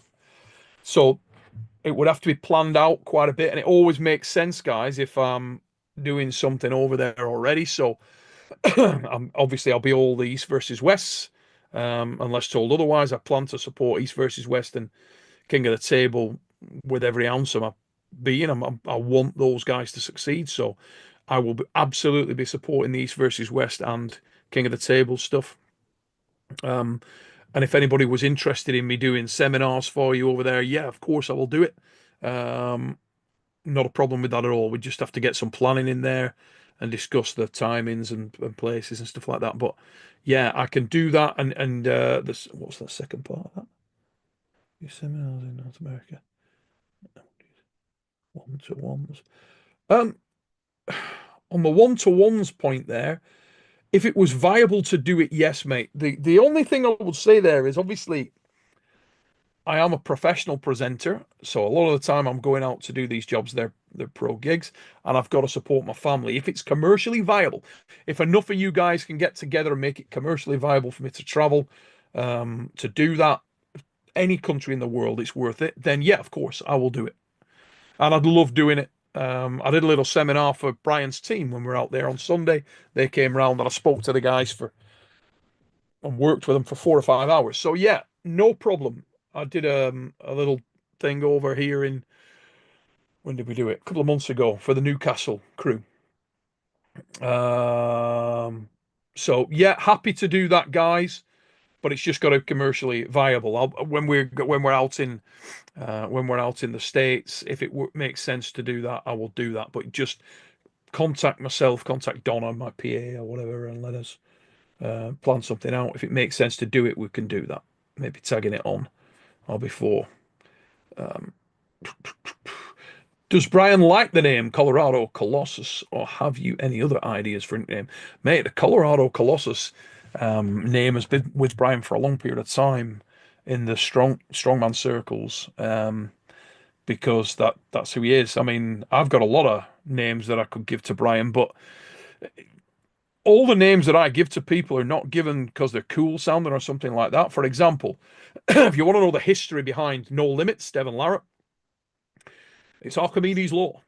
So the mathematical law of Archimedes, if you give me a lever long enough and a fulcrum strong enough, I will move the world. And when I first came across Devon as a kid, he has a lever long enough to do pretty much anything in this sport. But he also had a fulcrum strong enough, the elbow. He used to high hook. He used to jump into a high hook and very, very neat, very tight high hook and press. and that's why I gave him that name. I gave him that name because he's got the ability to do it all. So we started calling him No Limits. It stuck, and I'm very proud of that. The reason I called John Brasink the Perfect Storm is because he is the perfect storm. The reason I called Engin Terzi the Enigma of Rage is because if you understand Engin Terzi, then you're a special guy because not many people do. Engin is a very, very unique one-off character. He's a true character. A lot of these guys are true characters, and I always think a name is better. I took a lot of criticism from Aussie arm wrestler Jake Ward for calling Denis Siplenkov Thick Shake, but you know where the name came from? It's not about a drink. It's because his handshake is so thick. And I remember the late great Andrei Pushka walking past me as I was walking back onto the stage after he took a loss to Denis Siplenkov. And as I was on there, he stopped for a moment and he went, Neil, this man, thick shake, because the only thing he could articulate was the hand was very thick. So where did the name come from? That's where it came from. The late great Andrei Pushka gave me that name to give to Siplenkov, and I adopted it the day after. Thick shake Denis Siplenkov. So obviously Jake didn't know any of that, and he put it in there as some kind of drink reference because of you call a McDonald's milkshake a thick shake, but sometimes you got to know the history and you got to know the stuff. I remember um, a lot of the names are better when they got true meaning. They got true legacy, true history behind them. And Thick Shake, that's where it came from. The Steel Giraffe and Ambush, Nicholas Nanestad. Yeah, all of these names that have been given to people have come for a reason.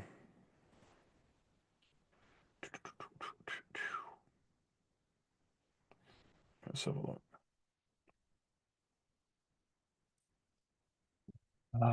Just scanning, guys, to look for other questions in there. There's a couple coming through on the PM line. Oh, another one on the PM line there on the members saying, how do we go about organising seminars?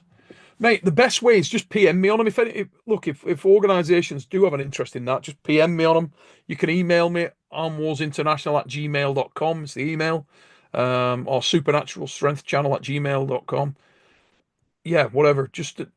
Or as I say, PM. I don't really pick up a lot of the stuff that comes through on Facebook or on Insta and places like that. It tends to go through Don, and she picks it up and we'll do some stuff there. Send me it over. Um, Messaged you on Facebook. Oh, mate, just to let you know, I don't really mess with Facebook a great deal. So a lot of the stuff, I don't actually put all the stuff out there. It's been done by somebody else. Um, and my personal Facebook, bloody hell, I hardly ever use it. We're talking stupidly minimal. Just don't have time to mess around with that stuff, to be honest. Um, I get a lot of people that say that to me at places. Oh, I've sent you a friend request on Facebook. Please don't be offended, anybody, if I haven't accepted that. I literally never go on there, guys. I just don't. We're talking super, super infrequently. The channel that I'll look at most is the Supernatural Strength channel on Facebook and Arm Wars Facebook. If you're not following the Arm Wars Facebook, I'll get involved in that a lot. Supernatural Strength, this channel Facebook page, I get involved with that a lot, or I'll see it. I get stuff sent over. My personal Facebook, very, very rare. Christmas time and shit when I'm looking at something like that. But outside of that, not much.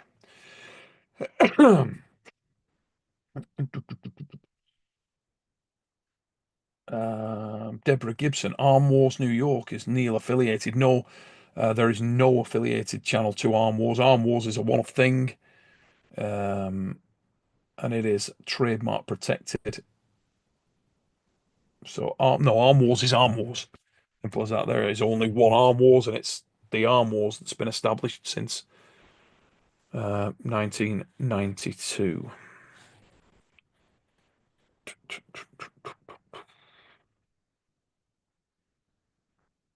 So what?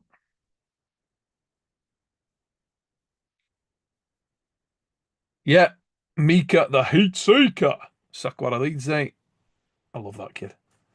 Absolutely love him. Meek is one of my favourite lads in the game, period.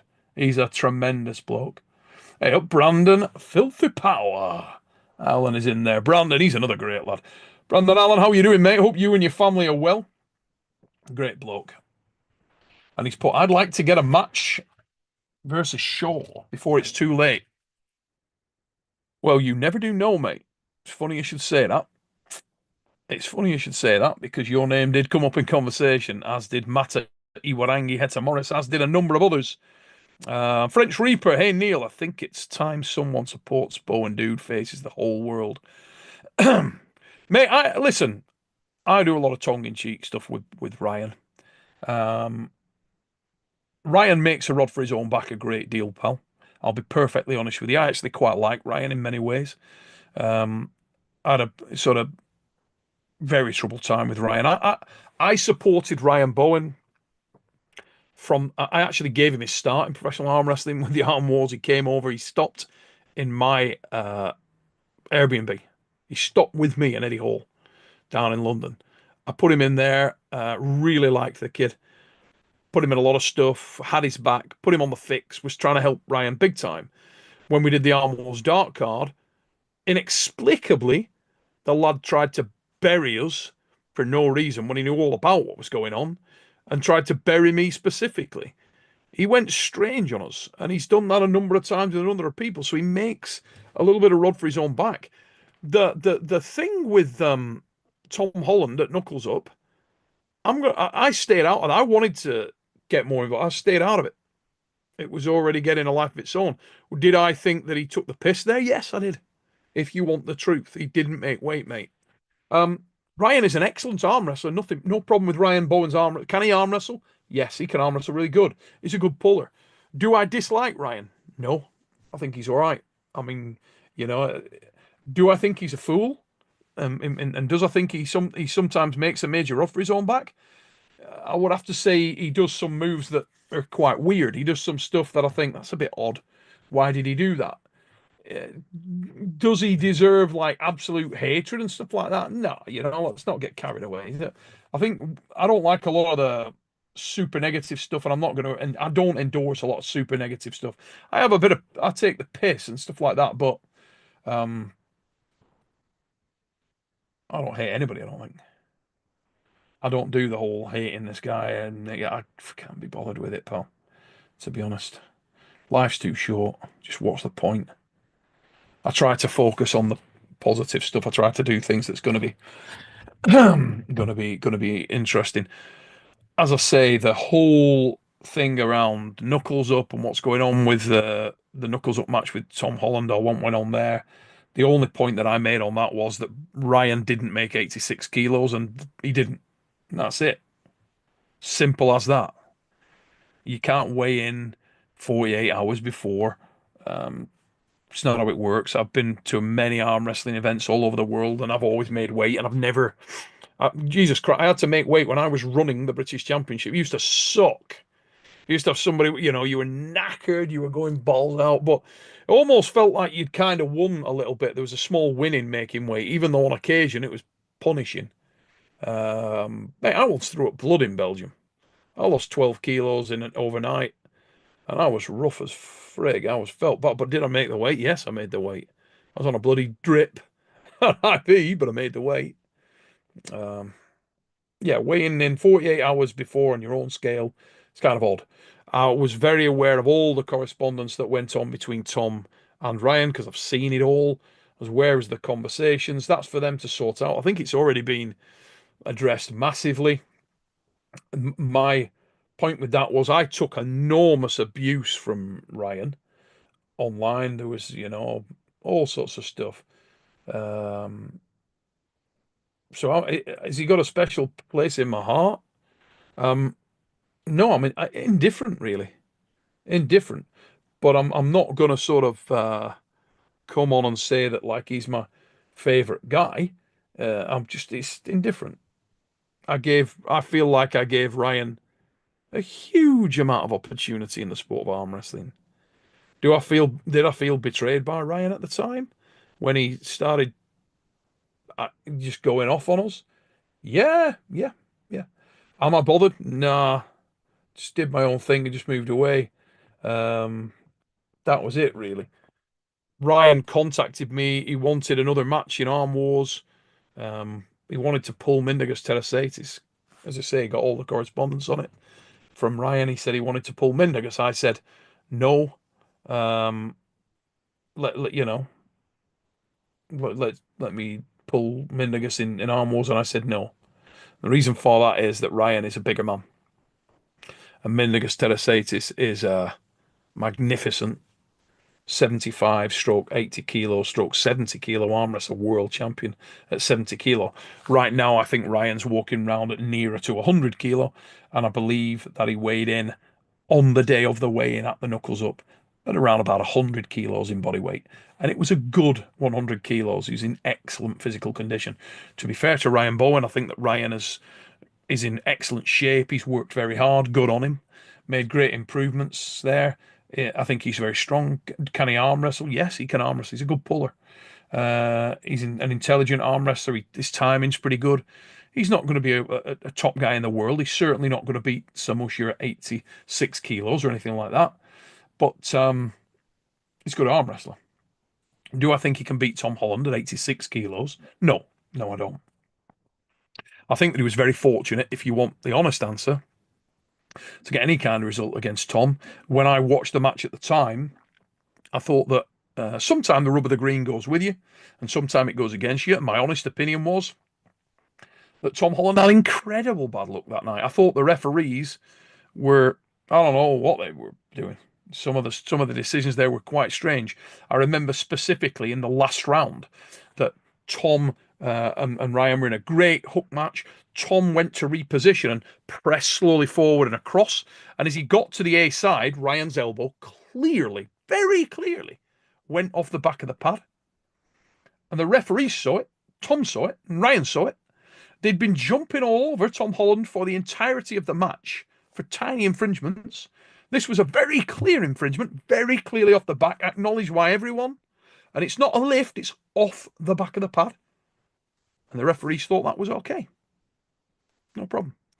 At that point, Tom was unsettled by the fact that that had happened. Moments later, Ryan, who's gone off the back, repositioned his elbow, edge round, came in for a press win, and the win stood.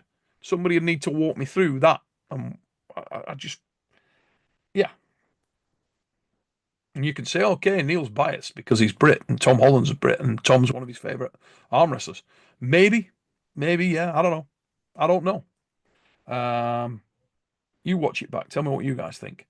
Does it detract from Ryan or Tom as an arm wrestler? No, it's one match, one time. Am I losing sleep about that? Not really. Couldn't. It's just one match, one day. It doesn't really matter. But I do feel that Tom was very unfortunate on a lot of counts there. A lot of counts. Very, very unfortunate. It is what it is. Anyway, not the focus of today's live. The focus of today's live is really around the Brian Shaw stuff. Any other questions, guys? Fire them in and I'll try and answer them. The note on the private line there, Sunday, yeah. We'll be back with a fix on Sunday, guys. Got a bit of a cold, picked that up on the plane on the way back. 48 hours to come back. It was a bit of a swine. Got a bit of delay on the way back and created a situation where I missed one of the planes. Only had a 2-hour window and went slightly over. It wasn't a major imposition, just meant that I'd got another sort of 5 or 6 hours at London Heathrow, but I was very tired. And it hit me pretty hard, if I'm honest. I was knackered. Still slept brilliantly last night, but still feel super tired. The volume of questions that have been coming in. Oh, Matt. Yeah, I can see that. Yeah, just joined us. But yeah, Matt, we have actually talked about that, buddy. I haven't seen it, and I haven't seen the comments. I'm half inclined to go and look at the bloody comments after this. But I did address it on here. There is no competition at all between me and Devon that I'm aware of. I'm sure Devon would say the same. Look, Devon's one of my closest mates in and out of the sport of arm wrestling. I trust Devon implicitly, and I rate Devon extraordinarily highly. He's one of my favourite arm wrestlers of all time, and he's also my friend. Massive amount of time for him. I have nothing bad to say about Devon Larratt. Nothing at all. I think he's class. And he's a magnificent arm wrestler and a bloody good coach. And what he did with Brian, I'm sure, was excellent. I wasn't even there, so I can't comment on that. I will go and look at the comments. All I can tell you is I'm going to try my best to do the best I can do in any kind of coaching capacity with Brian. I'll do my best, and I'm confident, particularly from after this weekend, that I can do a really good job. I think that Brian changed significantly from the time I started working with him on Friday to the time I left on Tuesday. I'm pretty sure he would endorse that. He gave me glowing feedback at the end before I left. I got on with Brian really well. It was really good to work with him. His commitment, his dedication to throwing himself in there was great. Mirrored Eddie Hall a lot in that respect. And as I say, thank you, Brian Shaw, for your effort and for chucking yourself in there. And I will, I won't let you down, mate. I'll get you there. I will get you there. Um, Deborah Gibson, Neil, what are your thoughts on WSA banning people? WSA, WSA. Can you write that out for me, Deborah? Sorry, Lo, I'm knackered, but I can't think. I'm probably being thick. WSA World. Who is that? Series of arm wrestling, maybe. Uh, yeah, you're gonna have to just break that down. Give me a bit more background on it because I don't know the details of who's been banned, what's going on there. Let's have a look. World Series of Arm Wrestling, Greg Sharp. Okay, Greg, I know Greg. Greg's a good dude, like Greg. Works very hard in the sport. Um, who's he banned? What's that? Must be a bloody good reason if I'm assuming there's a good reason there if Greg's banned anybody. I don't know the detail of that. So again, not really something I can comment on. I know what Greg Sharp has made everyone mad. Right, okay, guys. Can't, as I say, no idea what's going on there. I like Greg. Greg's a guy that I've had no problem with. I don't know what's going on there. Neil, would you bet on Brian if he pulled Kirill in 6 months? Probably. Yeah, probably. I would think so. Depends, you know, depends what the situation was. Kirill at the moment needs a little bit more work, but he's progressing great. Kirill's really strong. I really like Kirill Sarietia. Good dude. Spoke to him a lot when we were over in Tbilisi. Very humble, very nice guy. Extraordinarily strong. Big man, extraordinarily strong. Needs more finesse, needs more well-roundedness, but yeah, he's a weapon. Um, Greg said anyone that goes to Arm Gods or Winter Blast is barred from his promotion for life. It's up to Greg. Um, Greg doesn't like Jody Williams. Guys, listen. I'm going to stay out of that. I've never had a problem with Greg, and everybody knows that Arm Gods absolutely can love me. So, um, yeah, can't imagine how anything like that would happen. But there it is. Or the bans won't affect Winter Blast. Winter Blast isn't Winter Blast like one of the biggest. I think Winter Blast, as far as I'm aware, like Arizona State and Winter Blast are like both massive events, aren't they? I think Winter Blast is one of the biggest events in the US, as far as I'm aware, unless things have changed. So, look, I'm not getting involved in any of the sort of scraps that I know nothing about. And I don't, ideally, I can't. One thing that pisses me off about arm wrestling, actually, all the frigging drama and nonsense that goes on, I just can't be fucking bothered if I'm honest.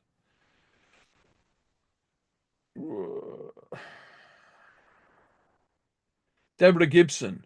Who do you like more, Ryan Bowen or Paul Maiden? Um, I'm not bothered really about either one. They do the thing, I do my thing. It's just, I don't know. Yeah, They do the thing. I do my thing. Can't be bothered.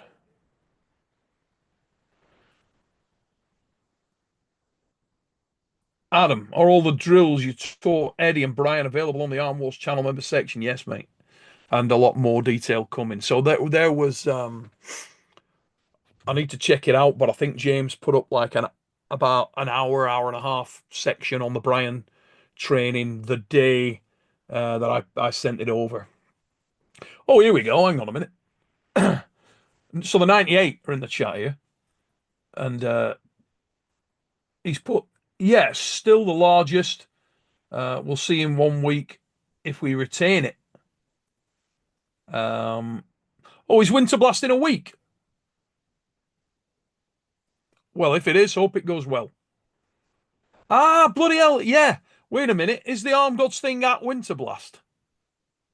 Is that what's going on? So the Arm Gods have got a thing coming up, haven't they? US versus UK thing.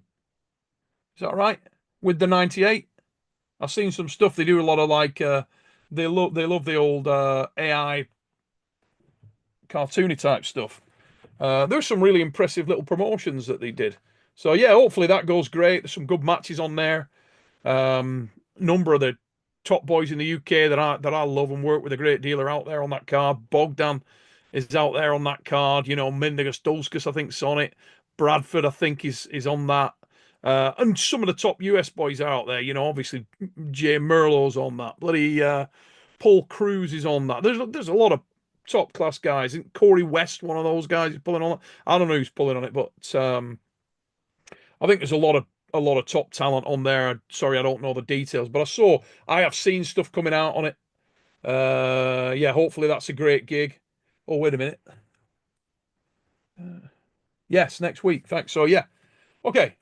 So Winter Blast is on next week. Well, hopefully that's a mega event next week. I'm actually in the States the week after for East versus West 17, which is again going to be friggin' awesome. If you've not got your pay-per-view for East versus West 17, lock that in because that's going to be immense. Mike Doomis, Neil, is there any junior young men, say 16, 17 years of age, in the UK willing to pull Arm Wars against a young junior Canadian? To be honest, mate, we don't do junior matches really in the wars, except by a real exception. We tend to, it's very much a brutal format, so we tend to let the lads get, to their age. Remember, Jamie, from Australia, was a mega puller at a young age, and I told him to take a little time. Jamie would have him in Arm Wars in a heartbeat now. He's a little bit older. Um,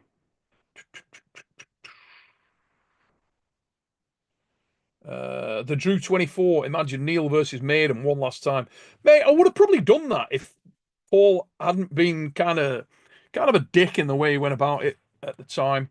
Um, a match with Paul, is it that big? Do I give a shit?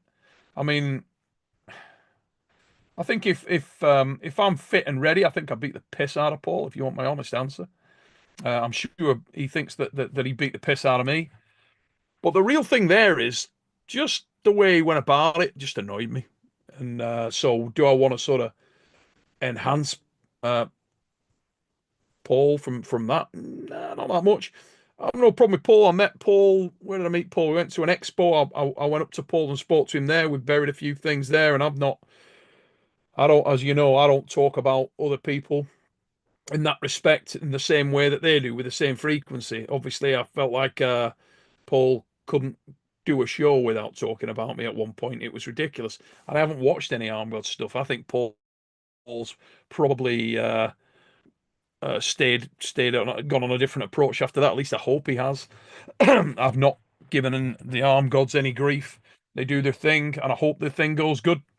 I'll continue to do my thing, and I hope my thing goes good. And everybody in the sport of arm wrestling, do your thing. Marco GT5 just come through. He shat your pants in your car. Get revenge. He did shit his pants in my car. Look, I trained Paul from a kid. Paul's again good arm wrestler. He can pull. There's no problem with his arm wrestling. Promotes things and does things in a different way to myself. Do I see eye to eye with Paul and stuff like that? No, I don't. Uh, I'm very much try to do things in a really professional, polished manner. Paul sees it a different way. Each to their own. You take your pick. Um, as I say, what's going on with the 98ers out there? Well, got no problem with the 98 boys. Um, one of my boys just come into the chat there, the lean machine, Tom Holland. Now that's a frigging arm wrestler there. You know, right there. Maybe my favourite UK arm wrestler. Um, absolutely love Tom Holland. I've known Tom Holland since he was a baby. And do I have a special place for Tommy Holland in my heart? Absolutely. Kid's a fucking legend, and he's, in my opinion, as good as it gets in the UK right now in every respect. His demeanour's world class.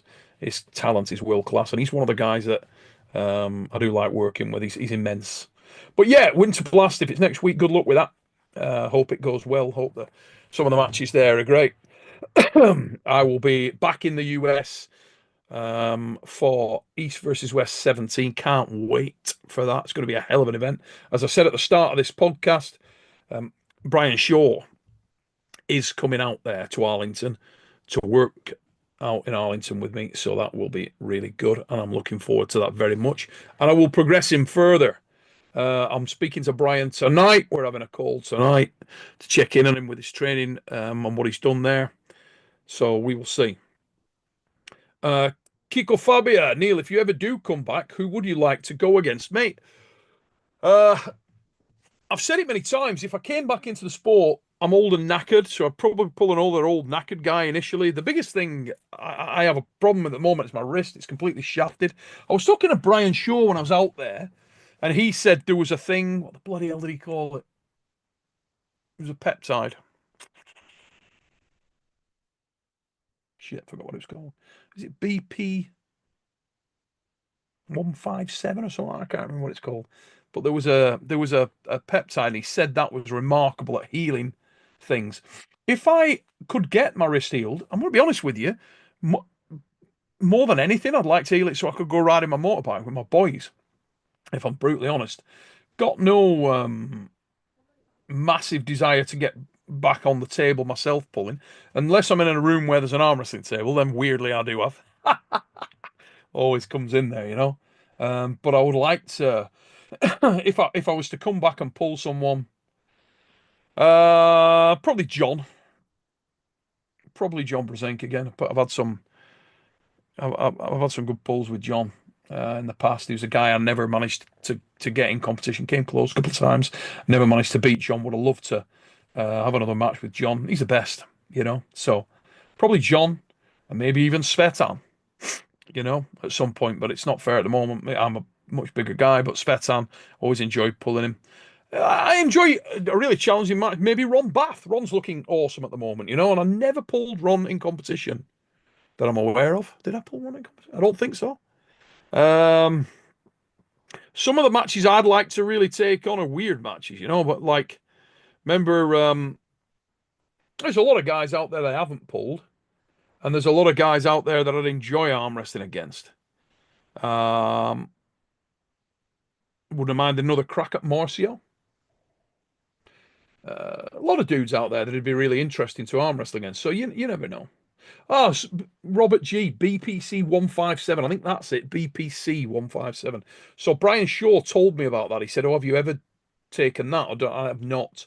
I've not really taken anything for it. I had some stem cell shots which were localized into my wrist, and I was hopeful that that would work. Unfortunately, I didn't get the benefit. The lads had seen the scans prior to me going out there, and they said, "Yeah, you got massive damage in that wrist. It will take a lot of treatments over a long period of time." The issue with that is uh, getting over to the US to have that kind of treatment is very expensive and difficult. It's impractical for me to do. So, yeah, very hard situation in that respect.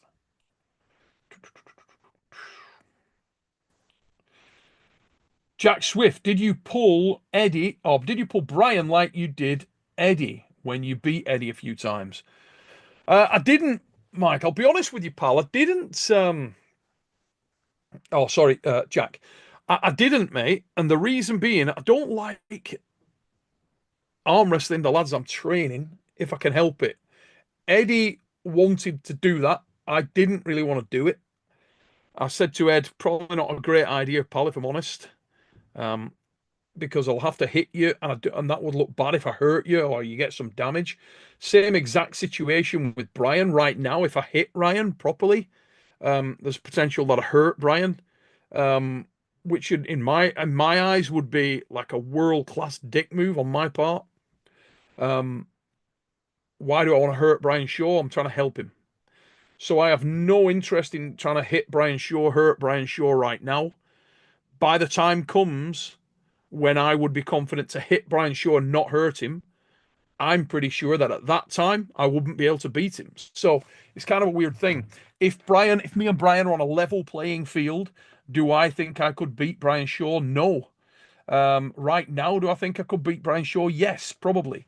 But he's just a baby right now in the game. It's kind of like it's a specialist subject for me. So not really fair. And I have no intention or would agree to arm wrestle Brian. Um, I've no interest in. I know what I know, and I know what I felt, and I know where Brian is, and I know where Brian will be. And in a short period of time, I intend to put Brian Shaw completely out of my reach. My intention is to make it so I have no chance with Brian. That's the plan, and I'll do that as quickly as I can. I'm not interested in trying to beat Brian. He's a super heavyweight, a real super heavyweight. He's infinitely stronger than I am, and if I can empower him to arm wrestle well, he's a guy that's got his sights on going to the top of the super heavyweight division. That is something I could not do. I'm neither committed enough, nor strong enough, nor big enough to do anything like that. So I'll leave the super heavyweight division to the super heavyweights. One of them's in the chat now, the Claymore. James, how you doing, big lad? Hope you're well, James. Hope you and your family are good.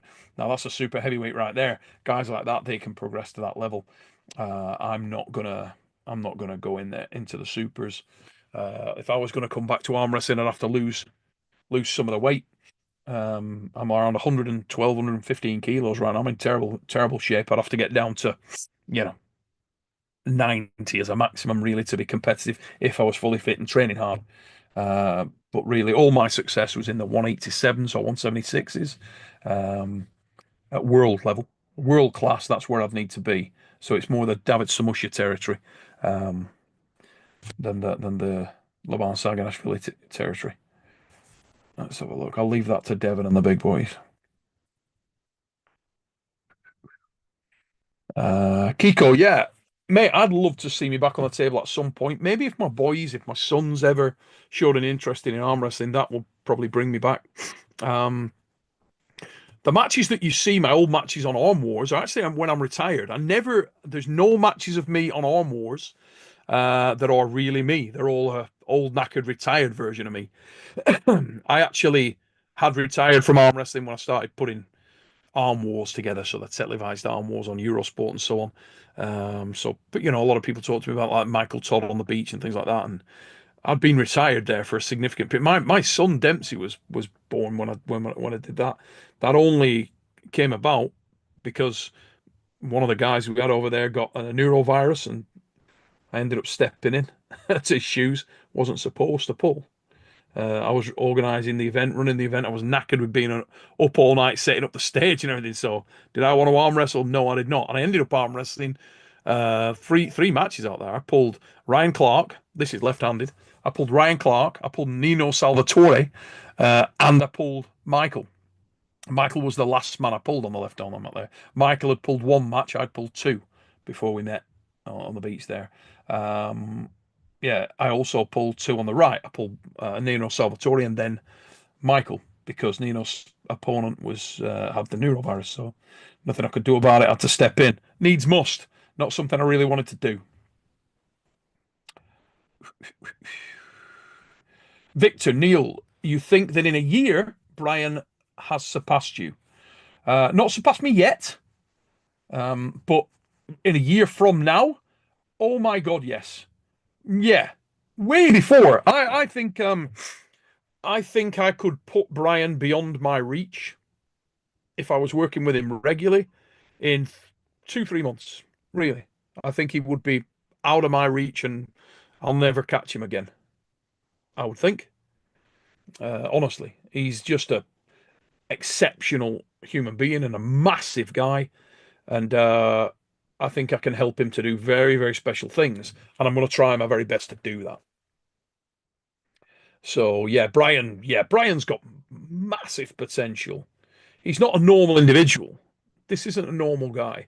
This isn't a guy that's going to go to work every day. This is a guy that's going to focus 100%. He's going to go to work to be a mega arm wrestler. That's what he's going to do. So yeah, he's got crazy potential, mate.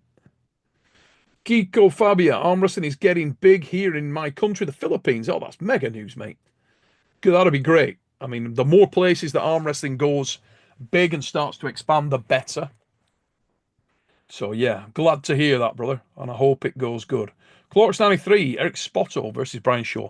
It's another thing we talked about. Eric Spotto's monster strong. Now, what would be interesting is Eric Spotto versus Kirill Saryachev. I spoke about that the other week on the Fix, and again, Eric Spotto versus Kirill Saryachev. Yeah, mega match that would be down the tracks. I haven't seen Eric in a while, but I can tell you Spotto is a beast. Just looking at the time, guys, it's just past 8. I'm going to jump off here in a minute because I've got to make tracks. But I'll be back on Sunday for the Fix, and I want to say a massive thank you to everybody for taking time out and tune in. I will tell you what I do. I will go over and look at the stuff that Brian's put out. I will look at the comments, and maybe I'll do a show a bit like this, but I'll extract some comments if you guys are interested, and I'll answer those comments specifically, negative or positive. If you want me to do that, I'll do that. Fire Drake 009, mate. If you're an Arm Wars YouTube channel member, you'd already know we got Mark Felix pulling. He's there. If you want to see Mark Felix arm wrestling, join the YouTube channel Arm Wars. Get over there and you can see him pulling tonight. He's there. You'll see him arm wrestling, and on tomorrow night, the second part of the Titan House comes out. So yeah, we have had Mark arm wrestling, and he will continue to train. We'll see where he ends up. But right now, Brian Shaw, much greater potential. Don't underestimate the other guys in that Titan House as well. Believe me, there are some mega arm wrestlers. So if you guys want me to do that, maybe I'll go and look at the Brian stuff. I'll photograph or clip out some of the comments, and maybe I'll continue this and I'll do a thing where I answer any of those comments that are on there. Please put comments down below as well here. I'll get back and I will check that out, or Donald send me some stuff. Armenian arm wrestler, thanks, pal. I hope you and your family are good. Sorry, I've got to jump off here now, guys. Yeah, get over there, Fire Drake, mate. Have a look at that. Check it out if you join the YouTube channel. For anybody who's interested in, let me tell you this: if you want to train alongside Eddie and Brian, you have the opportunity to do that now. If you join the Arm Wars YouTube channel member, as well as all the stuff you get for that £7 a month, £6 a month, whatever it is, you will have the opportunity to literally mirror the training of Brian Shaw and Eddie Hall. From May onwards, they'll be training together, and we will be putting stuff up there. Right now, you can see what we are doing in tremendous detail with Brian.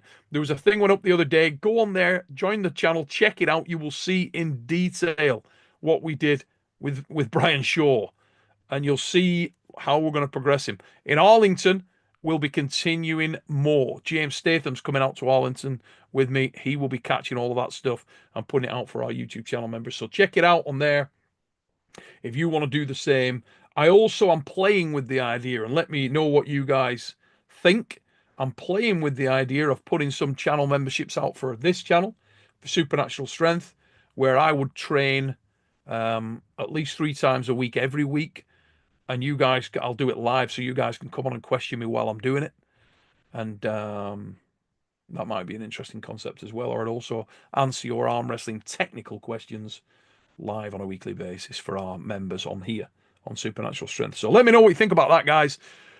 You and your family stay safe and well. I will be back on here on Sunday night with the Fix.